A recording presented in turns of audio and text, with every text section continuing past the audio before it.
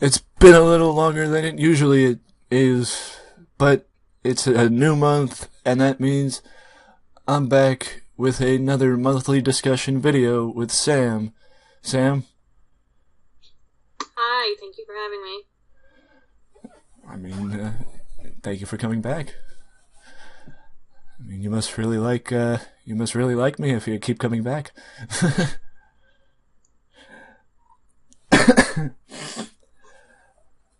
um, don't mind me, I'm getting all choked up. Well,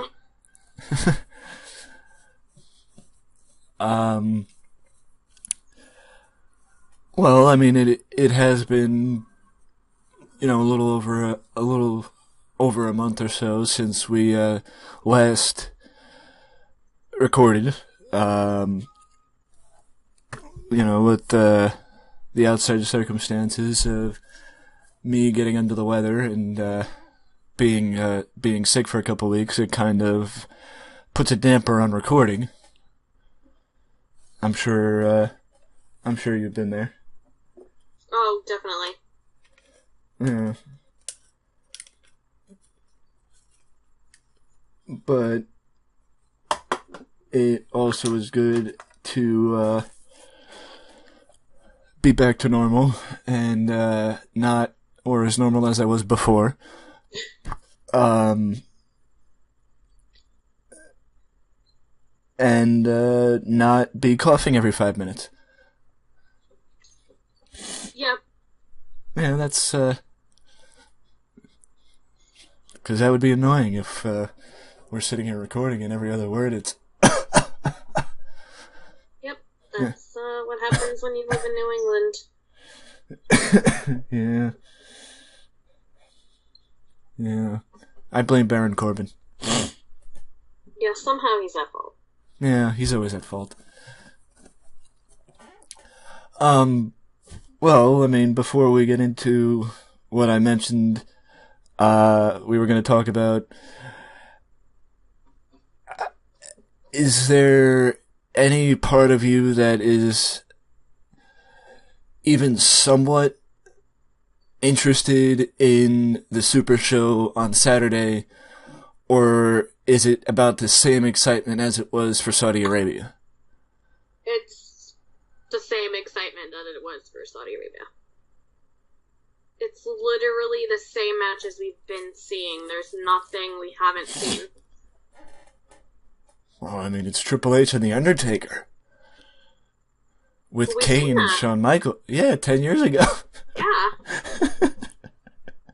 I'm literally looking at the match lineup. We've seen all of these matches. Well, maybe 2 of them we haven't. Well, cheap plug for the article I wrote today, but, recently I've been, using the What Culture Wrestling recap videos to basically do a Raw recap type thing of using one segment on Raw to talk about. And of course, I picked the best segment from last week's Raw, Elias and Kevin Owens. But it was more of a comparison, because you have Elias and Kevin Owens, but they're not headlining. No. The Undertaker, Kane, Shawn Michaels, and Triple H are headlining.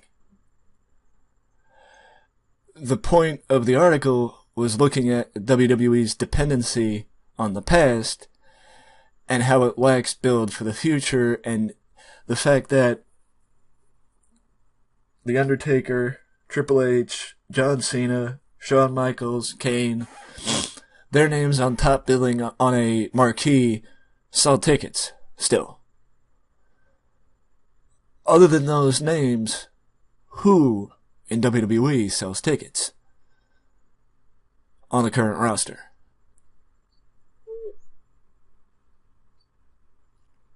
You can argue Roman Reigns. True, but that's the problem. That nobody effective outside of Roman Reigns has the drawing power of people in the past did. And that's not because of the talent. It's because of the booking. It's because of the Yeah. company. Well, even Becky Lynch, I know she was in character, but she's not even on the poster. Exactly.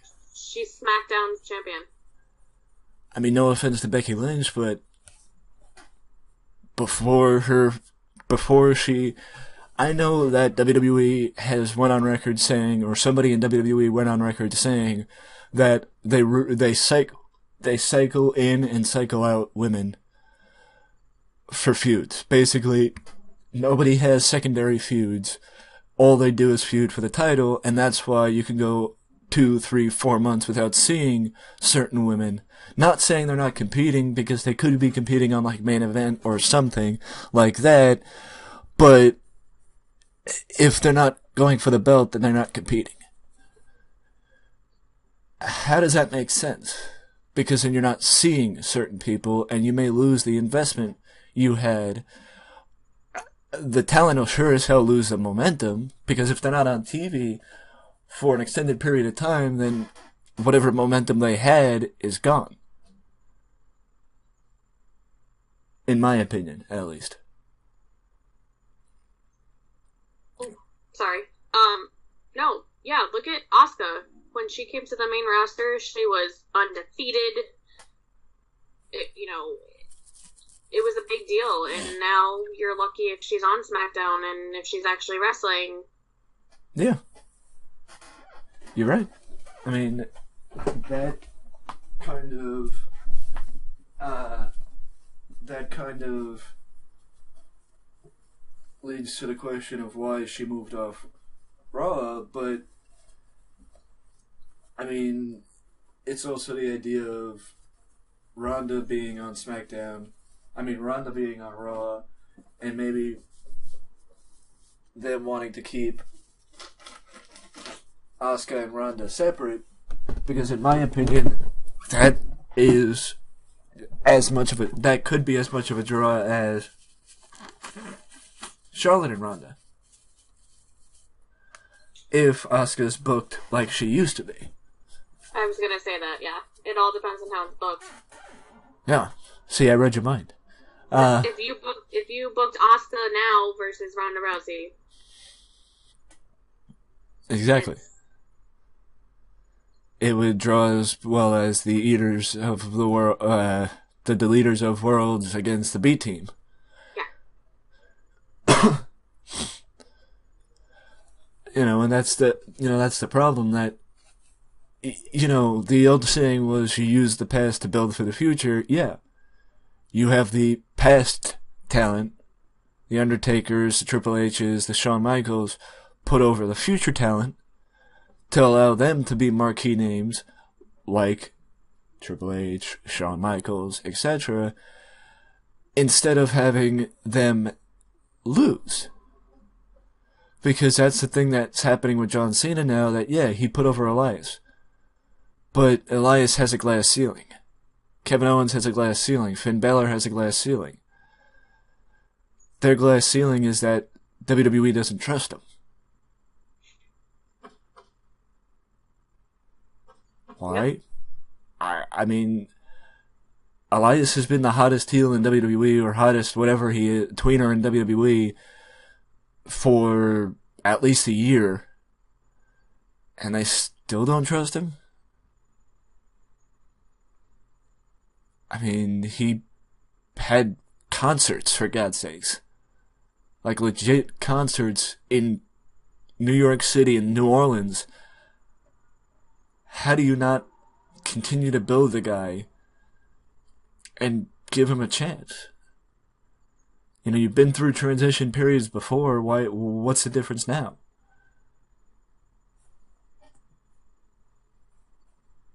I don't know. I couldn't tell you their thinking. I don't think any of us could. Unless you worked for the company. But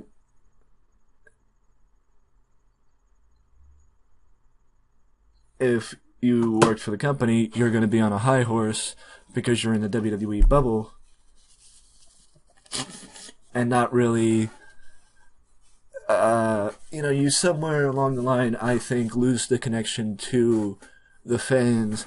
Not that I'm saying that fans should have more of a say over what WWE does, but I just feel like WWE doesn't always know what the fans want. They always think that they can tell the fans what they want. Yeah, that's always been the problem. Obviously, you're never going to please everybody, but the problem with Roman Reigns is that they want you to like him. You can't keep... If they let it be organic, I think things would have been different. I agree. You're right. You can't tell people who they have to like. And that's what they did with Roman Reigns, and they ruined him. I completely agree. Sorry. No, go ahead. I mean, when the Shield was, like, heel, I mean, that was his best, like, arguably his best work. No, he's not yeah. a good guy. And there's nothing wrong with that, but they can't seem to let him be the bad guy. Yeah.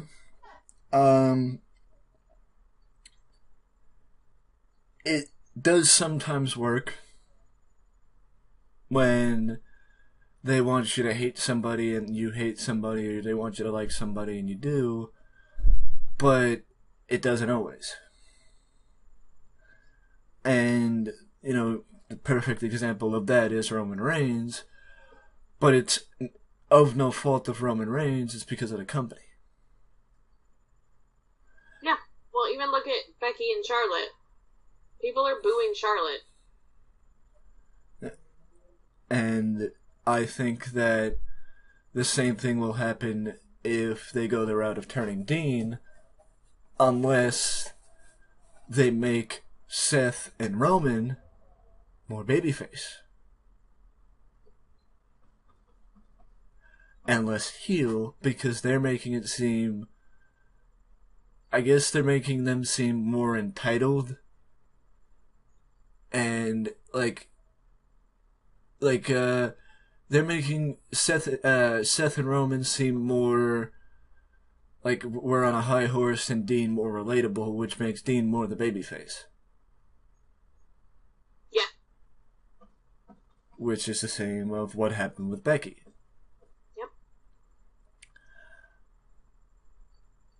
I do think that if they let Dean be a cool heel who might still be cheered, that it would be okay, because it would let his personality come out that he did not show when he was a babyface.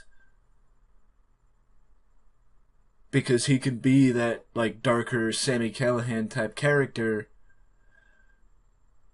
but he hasn't shown that he could fit the WWE model as a main eventer, even if he's over enough to be one. Yeah, and I think, sadly, he's never gonna be that, and that's through no fault of his own, because he should be. He deserves to be, but... Yeah, pointing to the charisma that he showed in that early stages, but right before he got called up, when he was wanting to feud with Mick Foley, but that it fell apart because Mick can't wrestle anymore. That's the most personality that he showed, and it might not be fair to, ruin Dean because it's not him, but there needs to get to a point with WWE where you say, we trust you enough to talk for yourself. Or at least give them the ability to add input to what they think that they would say. Not where the writers are writing everything. Because it also exhausts the writers, in my opinion. If they're having to write every promo for everybody, then they're having to put themselves in the shoes of Ambrose and Roman and, Ruby Riott. And that's impossible. It's impossible to put put yourself in all those people's shoes. Partially because you're not going to handle a situation the same as Roman. Just like you're not going to handle a situation the same as Ruby Riott. It's impossible to do that, and that's what that's one thing I would have to praise Vince Russo for. One of the only things I would have to praise Vince Russo for is that he knew he couldn't write for everyone. So he would take input. Or he would give bullet points. And that's what Bischoff did too. He'd give bullet points to what they want the guy to talk about in the promo and then just let the guy fill in the rest. And that's what it should be. Because it's not that hard to tell the guy, you have a match against Finn Balor at Survivor Series. Build it up. Talk about why you hate Finn Balor. Talk about what you're going to do to him at Survivor Series. Get people interested in the match. Yes, there are only a handful of people that could actually do that in the company right now. But let them do it. What do you have to lose? Joe can do it. AJ can do it. Roman can do it. Seth, I'm pretty sure could. Kevin could. Elias could.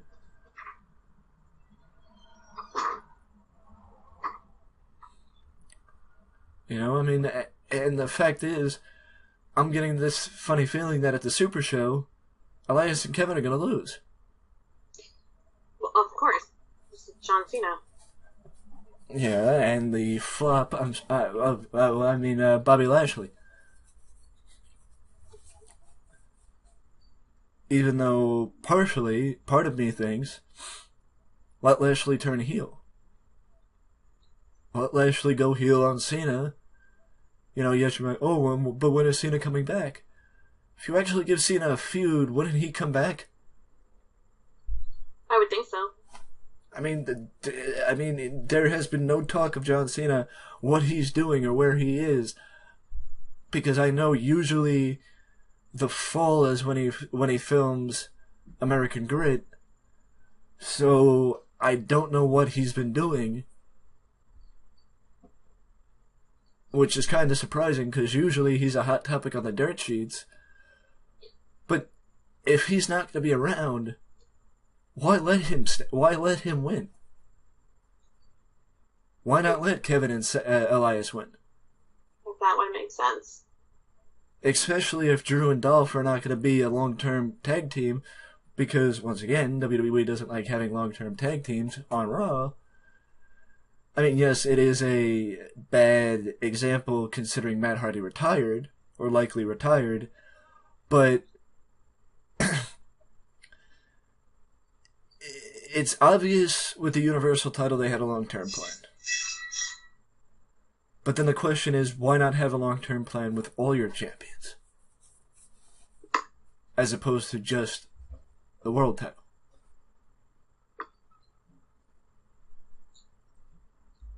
You're asking questions I wish I knew the answer to.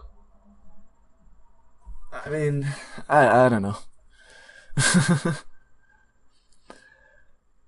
But I am guessing that that other pay-per-view this month, the actual pay-per-view set for this month, is one that has all your attention and will be actually probably the first pay-per-view from WWE you actually sit down and watch for the first time in a while. I don't even know what the pay-per-view is this month. Evolution. Oh, yes. I don't know why that slipped my mind. I've been distracted. You know why? Because they've barely talked about it. Truthful, there's no build. There's about 4 advertised matches. The only build has been for Alexa Bliss and Trish. Oh, that is the marquee match. Well, yeah, not according to rumors. There's a lot of rumors going around that none of which have been remotely... Yeah. One of the rumors I heard was Nikki and Ronda, but I'm just hoping Stephanie doesn't compete at the show, because she doesn't really need to be at the show. No. I feel bad for Sasha if she's actually hurt, for a few weeks. Well, I kind of feel bad for her, but I also kind of don't, considering she was pretty much floundering in the division anyway, feuding with, the Riot Squad on a weekly basis, even though nobody wanted to see it, because that's the problem with the WWE Women's Division on Raw, at least. There's no depth.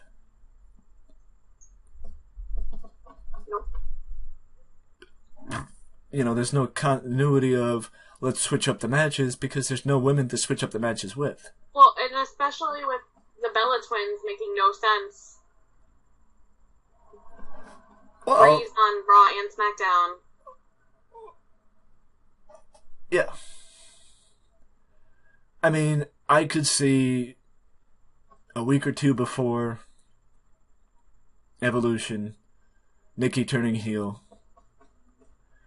In my opinion, then, that would mean that Bree should scrap her sister and just go to SmackDown with her husband to avoid confusing the fans of what to think with Bree. Because it is pretty obvious she's just here for the pay-per-view. Both pay-per-views. The Super Show and Evolution. But if she's here for Evolution, why?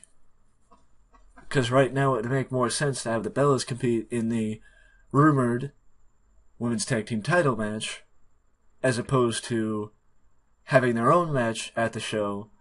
But then the question becomes, okay, if they have their own match at the show, who are they fighting?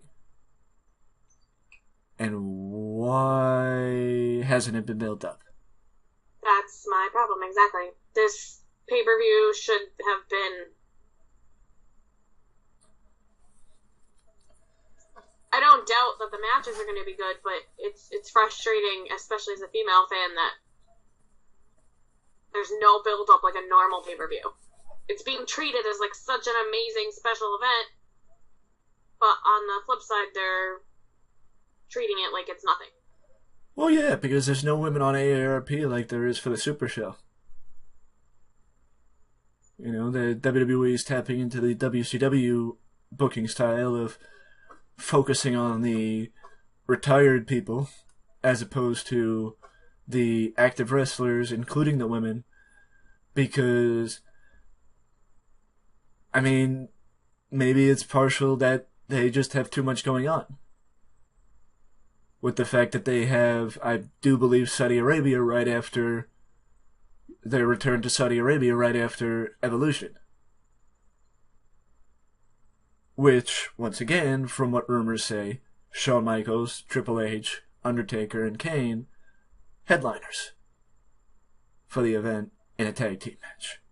Doesn't Kane have like a mayor thing to be doing? That's the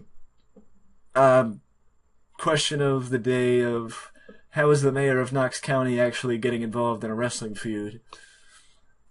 Your guess is as good as mine. When I went on his Facebook the other day, people where he lives seem to love him, but I'm like, I don't understand because he's not there.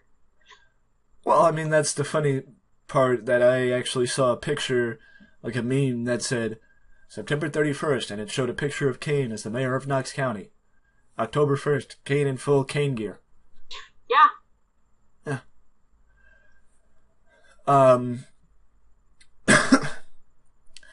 I mean, do I understand why WWE is going to Australia, going to Saudi Arabia?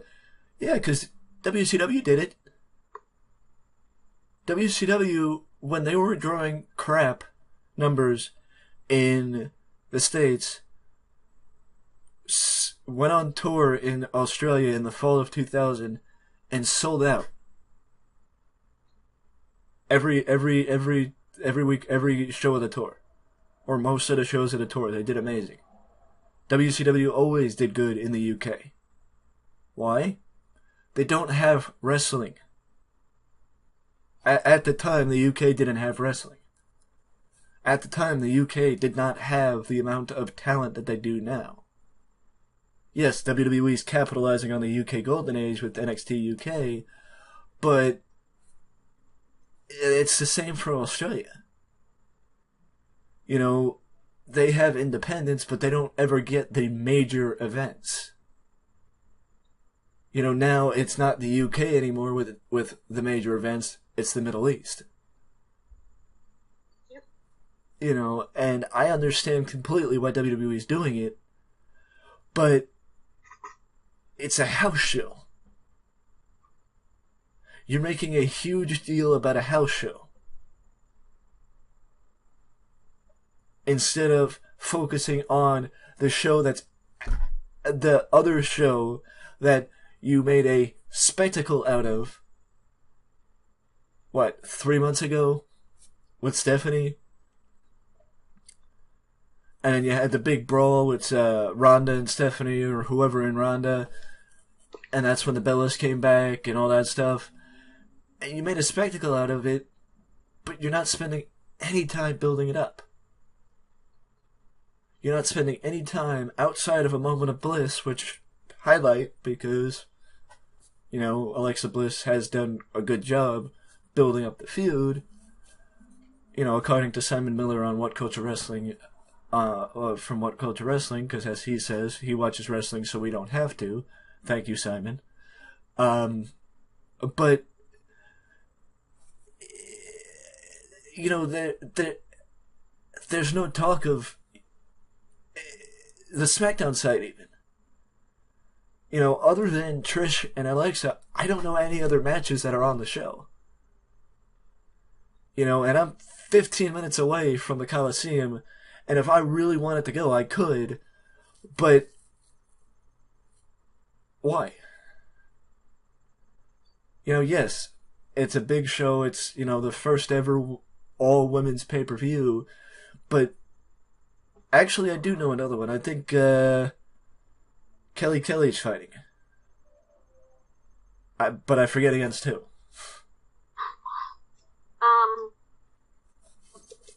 I'm pretty sad about that. Let's not get into Kelly. Oh. I found your female Baron Corbin, huh? Yep.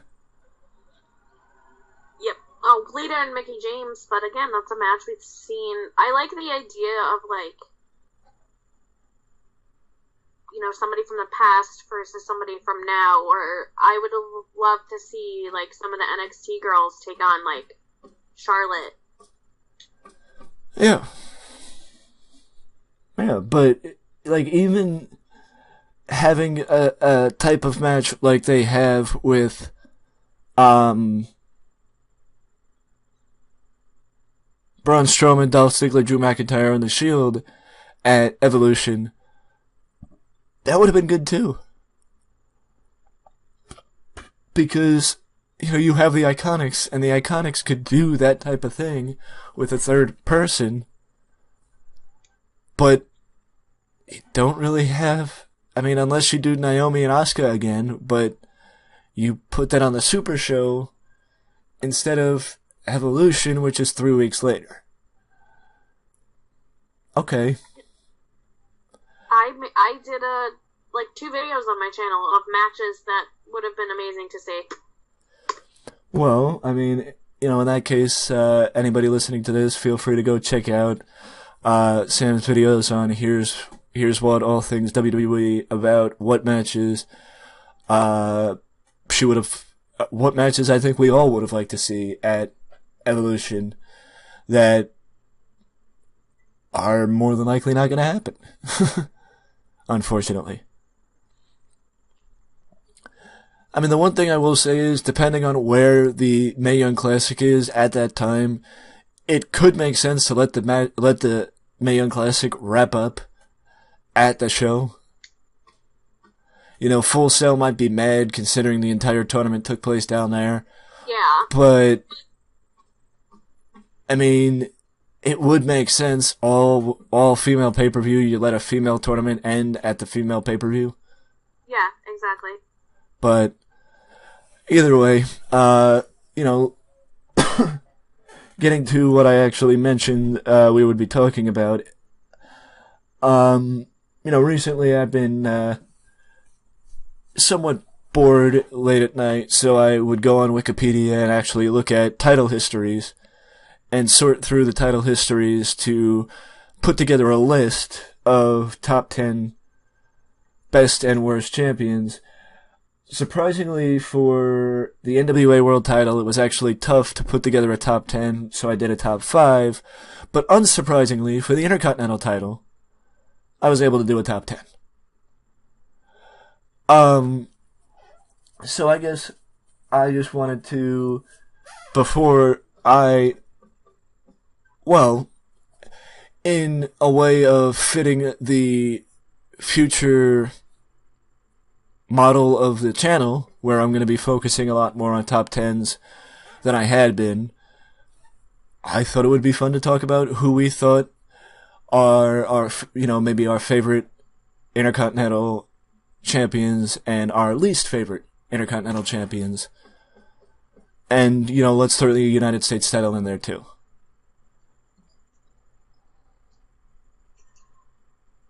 Sounds good. So, since it is, ladies first, favorite Intercontinental champion?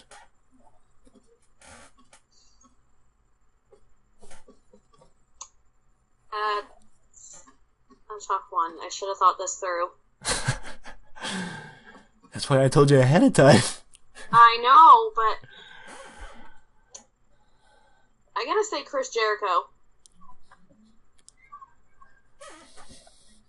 Fair choice. I mean, very few people have been defined by the IC title like him. Yeah, he's 8? 9. 9? Yeah. Which is, I think you're right, one of the few people, I mean, you obviously think of, Patterson, but I think when you think of Chris Jericho, you do think of the Intercontinental Championship. And actually I will point out that as far as my top 10 list for the Intercontinental title, I just had to look at the list to make sure I wasn't wrong. Pat Patterson is not on my top 10 because he was awarded the Intercontinental title. He did not win the Intercontinental title. And I know people, oh no, he won it. It was a ghost tournament. He did not actually fight the, what was it, the South American champion or international champion, one of those champions. In Rio de Janeiro, it was a ghost tournament where he was awarded the Intercontinental title. It was basically that WWE wanted to retire both the North American title and whatever title the other champion had. And they just did the ghost tournament to get rid of both titles and award the title to Patterson. The other idea is the guy who held the other title left the company. I don't know what the reason is why Patterson was, given the title. I would assume you could probably go check out Something to Wrestle With, because I do remember Bruce Pritchard talking about it. But that's why Patterson is not on the top 10 for me, because he didn't win the title. He was awarded it. Not undeserving, of course, but I think there are more deserving and better champions as far as the IC title is concerned to be included on the list. You're 100% right. I don't disagree with the Jericho choice, but I mean, either The Miz or Randy Savage for me. Okay, I could see The Miz, I think, in his generation of wrestlers, yeah. Well, I think much like Jericho, nobody's had his career defined by the IC title as much as Miz. I think that's what I was trying to get at. What I meant to say was I think like the Miz in is kind of like the Chris Jericho. Yeah, I don't know what I'm saying. I got you all caught up on your words. Wow, heat exhaustion last time. Getting caught up on your words this time. Wow, you're batting 1,000. I would like to give a nod to China for being the first and only woman to ever hold the Intercontinental Championship.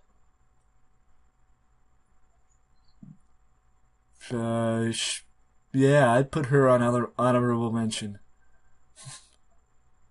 Yeah, unfortunately her reigns were not very memorable, but like I said, first and only woman to hold the Intercontinental title is a big deal. You might get mad, but she wasn't on the list. At all. She wasn't on the worst champions list. No, well, yeah. Again, like I said, she wasn't given an opportunity to really. Her both title reigns were. Well, that's why the Attitude Era is on the honorable mentions list for the worst champions, because most title reigns in the Attitude Era were not given the amount of time that it should have been. No, I'm looking at them right now, and they're all have fun with that. A month. It changed a lot. Well, that's why I also have Randy Orton on the list, because his title reign in 2003, because I think he won it December 2003 in Armageddon, from RVD, that he held the title for the longest amount of time in about probably at least over a year, maybe two, because yeah. And I'm not saying that he held the title that long. I'm saying that his reign was the longest the company had given anybody to hold the title in probably close to 2 years. You're right. Oh, I was right about everything? About the Randy Orton, yeah. Actually, yeah, since more than 2 years. Oh, I mean, that's the faith that they had in Randy. Well, shifting other gears before I talk about all the numbers on the list. Worst Intercontinental Champion, and it could be somebody that you think didn't deserve the Intercontinental title, or it could be somebody that you think didn't get a fair opportunity with the Intercontinental title.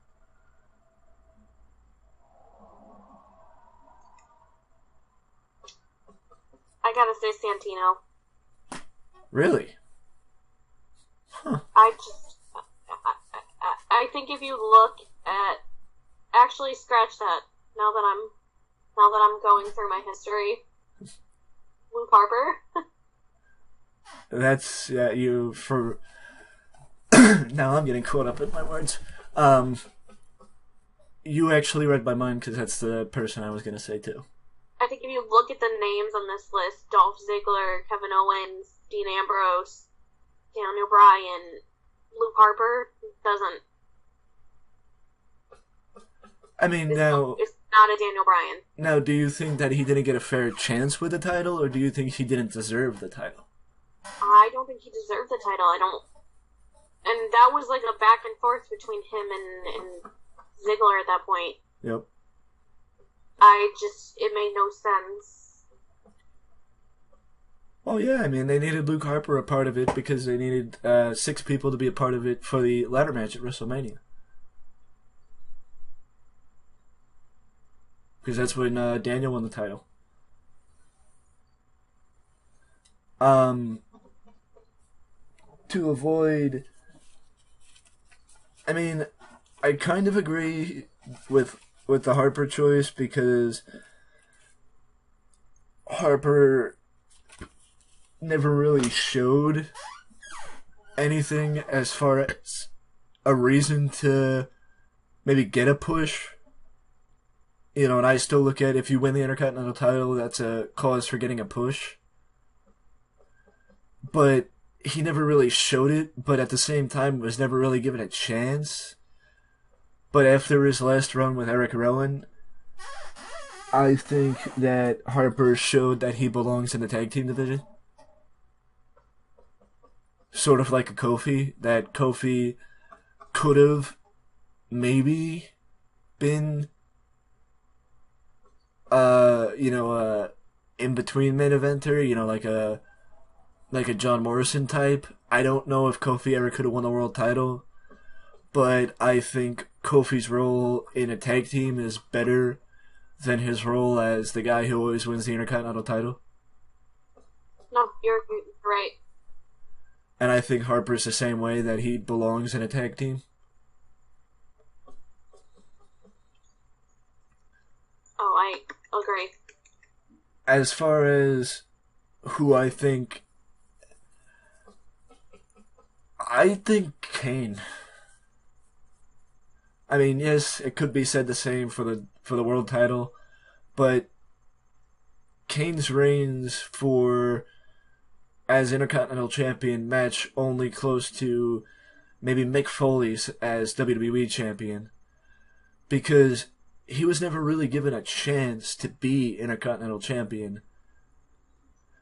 And it's questionable why they never gave him an opportunity, because if you're not going to give him an opportunity to dominate as World Champion, give him a chance to dominate as the Intercontinental, because if you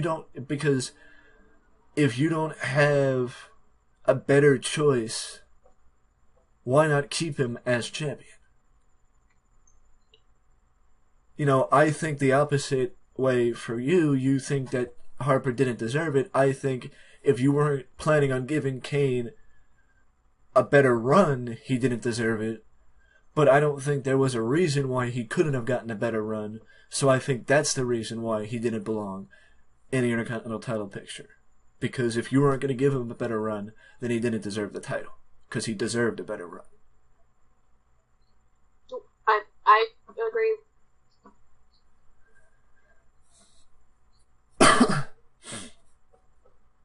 Well, now, shifting gears to the red-headed stepchild of WWE, no pun intended because of the red included with the title, the United States title.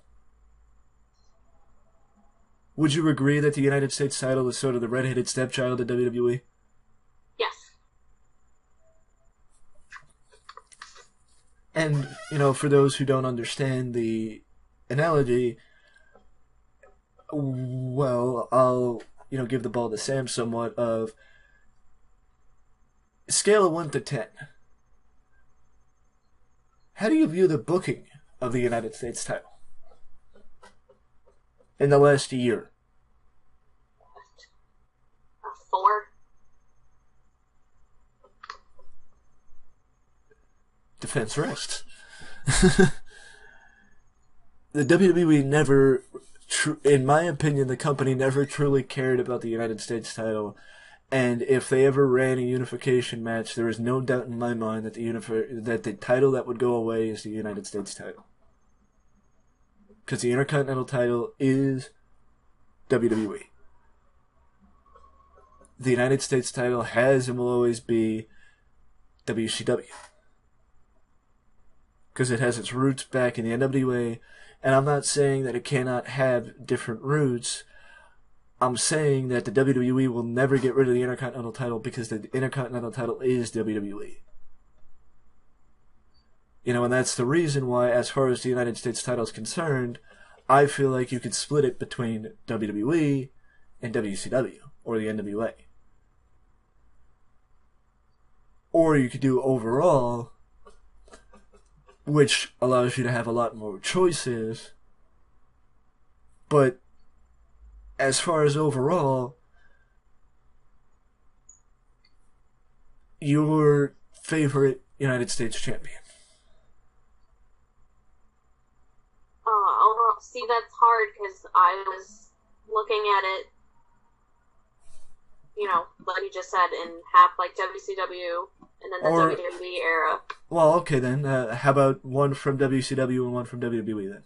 Okay, well, from the past, I would have to say Ric Flair. For the WWE era, I have to go with John Cena. I mean, it is funny that, you picked the guy who has the most reigns as United States champion in WWE, and the guy who has the most reigns in WCW. Well, that's why I think I never really watched WCW, so I was never accustomed to, the United States Championship. So I knew the United States Championship, I feel like, through John Cena. Mm-hmm. He, to me, re-elevated it. And then they shit all over it and ruined all that. But I mean, John Cena was huge, and he was the United States champion for a while. Yeah. Yep. And like I said, I mean, I think he re-elevated that title into what it was in its heyday when Ric Flair was champion. No, I agree.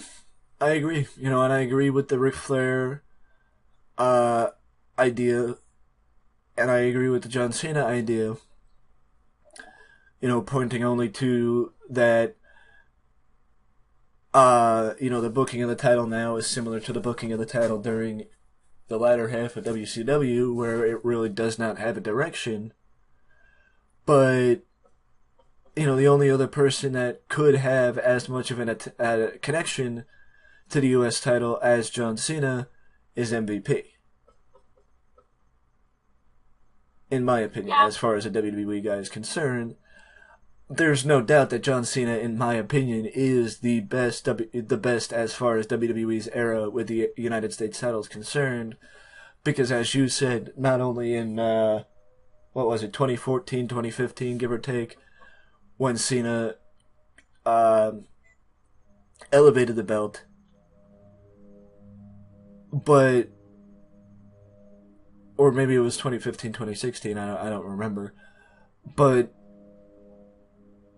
it was also the belt that elevated him. Because the United States title was the first singles title Cena won. Yep. And it really started his rise to the top of WWE, because at the time, the United States title still had, I don't want to say it still had the image from WCW as being important. Maybe it was also just the fact that it was something new at the time when Cena won it. Yeah, I don't know if prestige is the right word, but yeah, I feel like it held more at the time. Yeah. Because seeing, Dolph, I know how you feel about Baron Corbin winning it, but, seeing Dolph Ziggler win it, vacate it, and then disappear for a month and then come back,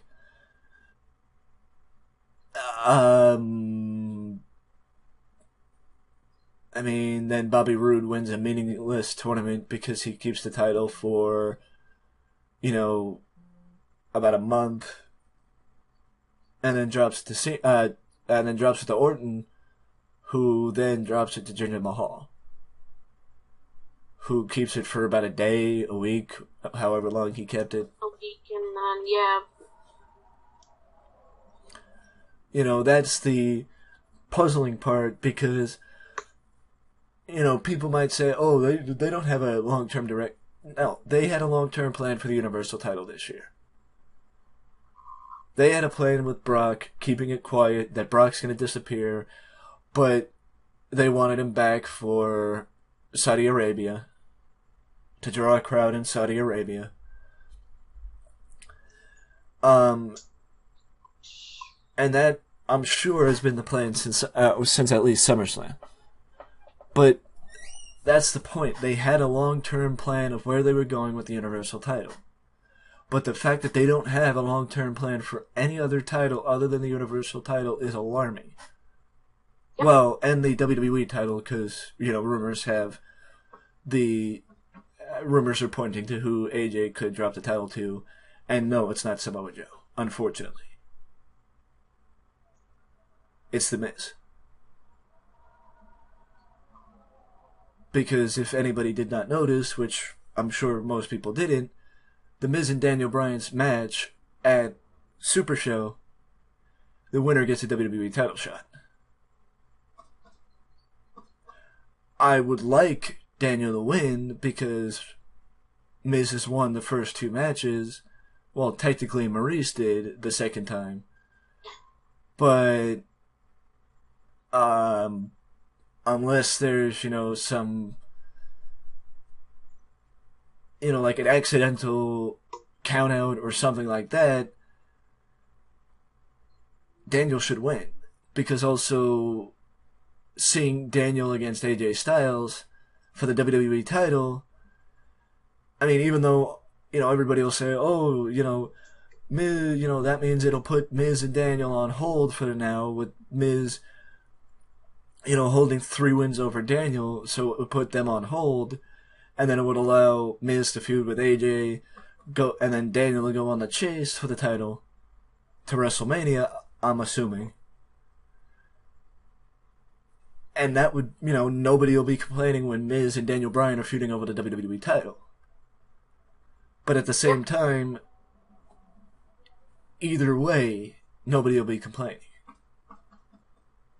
Because AJ against Daniel has the same impact, or has a little bit more impact, than Miz against AJ. But the idea of Miz winning the WWE title, I mean, I don't know. I mean, then again, the idea of AJ holding the WWE title for over a year, I mean, part of me wants him to break Brock Lesnar. Even though I kind of just want AJ's reign to end. What say you? Yeah, I'm a fan of AJ Styles, but I think we talked about this before. It's gotten to the point that, I want him to lose because I don't have an interest in seeing him as champion anymore. Yeah, I agree, and I also think that the company still needs to figure out what to do with AJ when he's not champion. Yeah, I think that is also part of the problem, because they don't know what to do. I mean, I don't know about you, to go back to the United States title, I didn't mind the AJ Styles-Kevin Owens feud for the title last year. Because I don't personally like when they play hot potato with titles. The only reason why I liked it is because at least the champion was featured. Even if hot potato, not good, which I agree with because I prefer the longer reigns, but at least it gave the title a little bit more importance than it had. Yeah. Because when Roman held it, it was basically just a title that Roman held. Like a piece of scrap that Roman had. When Jericho had it, Jericho just had it. He did nothing with it, which is unfortunate because I feel like Jericho as United States champion could have been good. Just like Jericho now as IWGP Intercontinental Champion. I mean, yes, he's more of a special attraction in New Japan, but I feel like New Japan will do more with him as IWGP Intercontinental Champion than WWE did with him as United States. Which is, I guess, very telling of the differences between New Japan and WWE.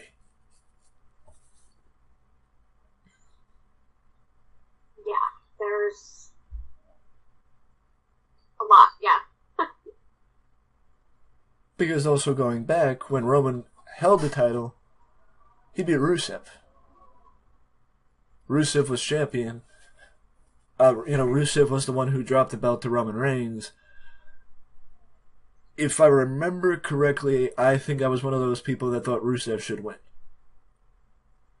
I know I was one of those people that said Rusev should have won the Hell in a Cell to get the title back. Obviously he didn't, because Roman Reigns can't lose a feud. But the title was nothing on Roman. The title had meaning on Rusev.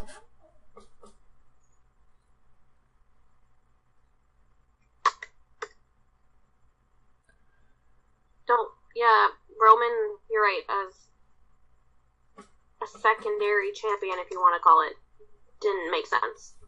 Well, it didn't mean anything to him, you're right. Yeah, that's the thing. It didn't seem like it meant anything to him. You know, like the Intercontinental title obviously means something to Yes. Seth, but not. That's the difference between Seth and Roman. Now, we can't forget about the other side.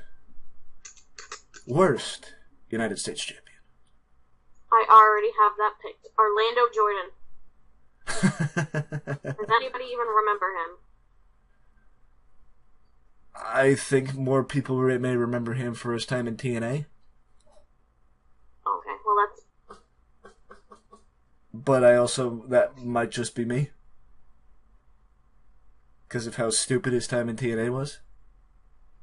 About as stupid as this time in WWE? I mean, I think as far as a lackey is concerned, they missed the boat on the idea that a lackey isn't necessarily supposed to win a title. Yeah. A bodyguard? That would be like one of the Singh brothers winning the title. Yeah, I agree. Good. I mean, even though I think by now one of the Singh brothers have earned something. I completely agree that it would be like one of the Singh brothers winning, which even though WWE seems to like to do that with Indian people, to try and help the market in India. I don't think that the Singh brothers are on the level of Orlando Jordan. I don't think anybody's on the level of Orlando Jordan. Yeah. If I had to go and pick, I think I would say a mixture of two, or a few. I completely agree with Orlando Jordan. I don't think anybody from the WWE era would top that Orlando Jordan choice. But I would go back to WCW and pick out Michael Hayes and Stan Hansen, because at the time when Michael Hayes won the title, Michael Hayes was irrelevant. Michael Hayes was trying to hold on to his Freebird past and was not as hot any way, shape, or form as he was during his prime. And at the time, when Stan Hansen won the title, Stan Hansen... actually, the reason why I think with Stan Hansen is, if memory serves, I think Stan Hansen is the one who broke Lex Luger's run with the WCW US title. Luger's record-setting run with the title, and that's the reason why I think I would pick Stan Hansen, because you really couldn't have picked somebody better. Because at the time, Hansen was a Japanese star. He was not a star in the States anymore. You know, when Dr. Death and Terry Gordy came back in the 90s, at the time, anytime Gordy came back, he was always still a star. Because of the mystique of Terry Gordy. Stan Hansen is not on the level of Terry Gordy and Dr. Death. In my opinion. I think Stan Hansen in Japan is on the level of Dr. Death and Terry Gordy. But, I've talked to James Beard about this, legendary referee.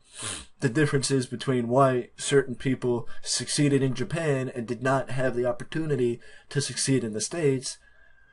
And the reality is, look no further than Vader. Because Vader had the obligations in Japan that he couldn't succeed in the States. Because he couldn't work because of Japan. That's the thing, that certain people have the style that fits Japan that doesn't fit here.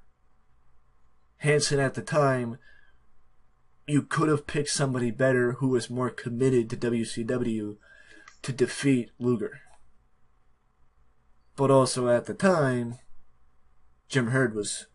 I'm pretty sure that was the early part of Jim Herd's run as Executive Vice President of WCW, which could lend to some sort of Either that, or I think it might have been George Scott as the head booker, somewhere in that area. Because I know somewhere in the early '90s, Ric Flair took the book back or took the book over. I know I'm, basically talking out loud because I know you don't really know a lot about WCW period, let alone WCW in 1990. But that's basically the reason why I would pick Stan Hansen, because I think somebody better and more committed exclusively to WCW should have won, because it's like having a part-timer win a title now. Somebody who is only not committed to WWE winning a title would be stupid, because you can't depend on when they're going to be there. Yes, Brock Lesnar, but Brock Lesnar's different because he was exclusively dependent on WWE. But other people, not so much. It'd be like Chris Jericho coming back now and winning a title, because Jericho is not solely committed to WWE because he has the IWGP title. As I said. So I said a mouthful. Now,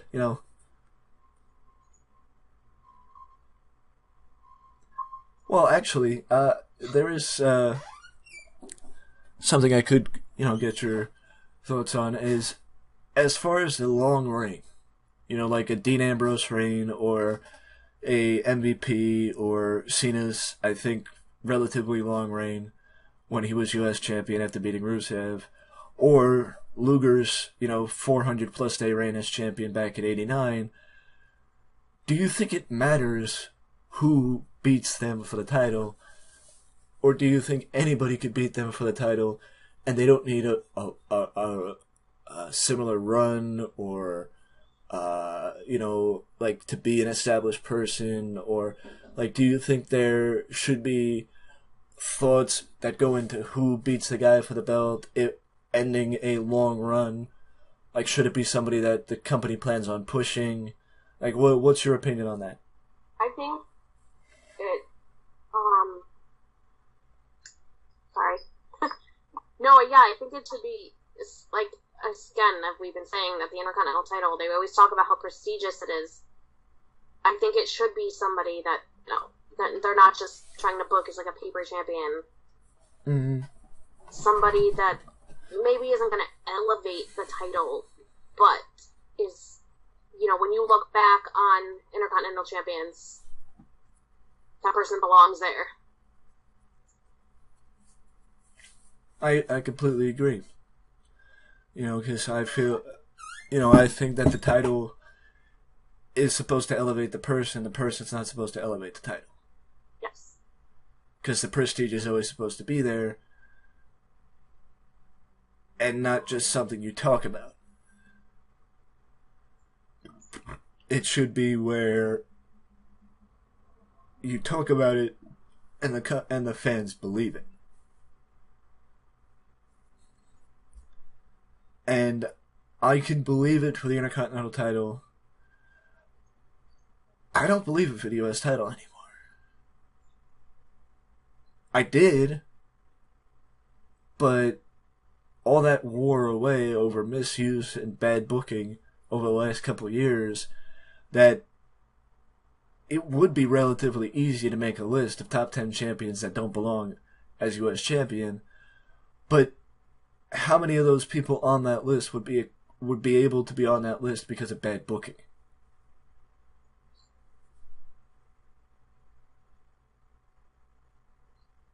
Especially if you were to take, Cena's 6th title reign, or Alberto Del Rio's title reign as U.S. champion, or Kalisto's reign as U.S. champion, who I think the only reason why his U.S. title reign sucked is because the company never gave him the chance to be U.S. champion. Because the funny thing is, you give Kalisto the chance to win the U.S. title, but you don't even give Neville a second thought of him moving up from the cruiserweight division. I agree. So who's the more talented guy, Neville or Kalisto? At least Neville won't get on the mic and say he's going to do lucha things. Sorry, Kalisto.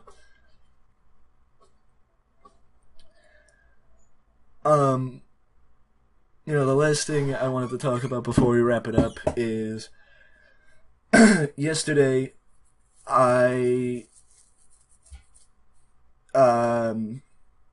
was gonna shift the article over to Wrestling Express today, but yesterday on the OTB profiles, I made the official announcement about the magazine. So now everybody actually knows what we've been working on for the last couple months.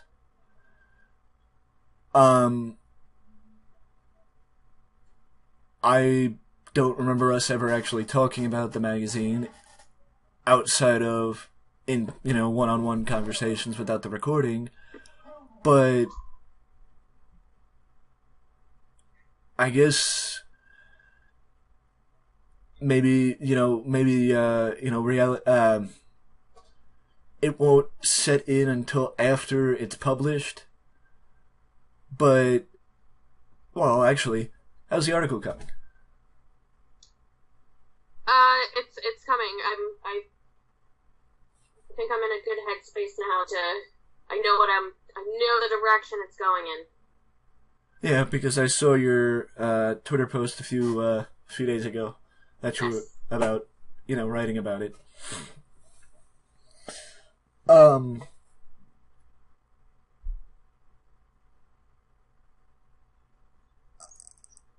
I felt like there was more. I thought there would be more to talk about with this, but I guess there would be more. I mean, I don't know if you want me to say what I'm writing about. Well, I mean, you kind of did on Twitter, so. Oh, you're right, I did. Yeah, so feel free if you want to. Well, we discussed it before. I am writing an article on WWE's first all-female pay-per-view Evolution. Oh. Hopefully it won't be 40 pages, but I can see myself going that far. It won't be 40 pages. Well, good. We only have 20 for the magazine. Yeah, I kind of want to basically, how did we get here? Yeah. No, I mean, it's understandable, and you got a relatively large window, if I remember.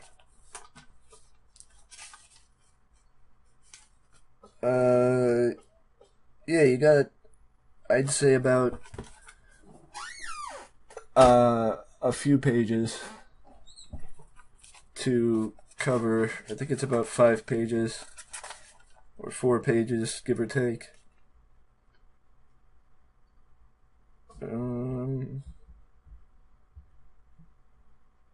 Actually, you got all 5, because I just realized I never updated the article listing that I have of the amount of pages that the articles and the layout basically of the magazine, so you can have all 5 if you want. But however, basically you have all the space you need, and I'll give you more time. I'll give you more time than WWE has on the shows. But the reality of it is that I made the announcement. Because October 2nd does carry some weight for me, as last October we lost my grandpa, and I wanted to make this October 2nd just as important as last year.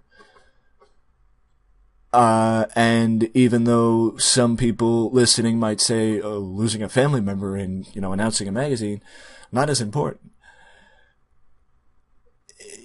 I mean, the reality is, the one thing that he would always ask is, what are you doing? 9 out of 10 times I would say, a little bit of this and a little bit of that. And he would say, what's a little bit of this and a little bit of that? The reason why I would never really go into depth is because, I mean, you could probably speak to this, going into depth on what you're doing with a grandparent when most of the stuff that you're doing involves technology and knowing, very likely, they won't understand.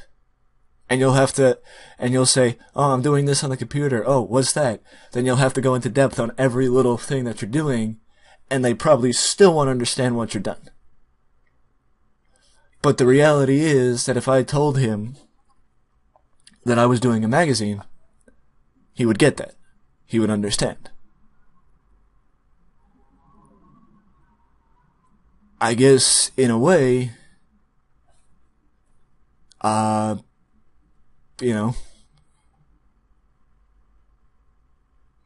magazine's partially for him. Because I feel like he would finally understand something I'm doing. Probably. I mean, he would understand the magazine part, but not the, digitally downloaded part. But yeah, that's why I chose October 2nd, because, October 2nd's important to me.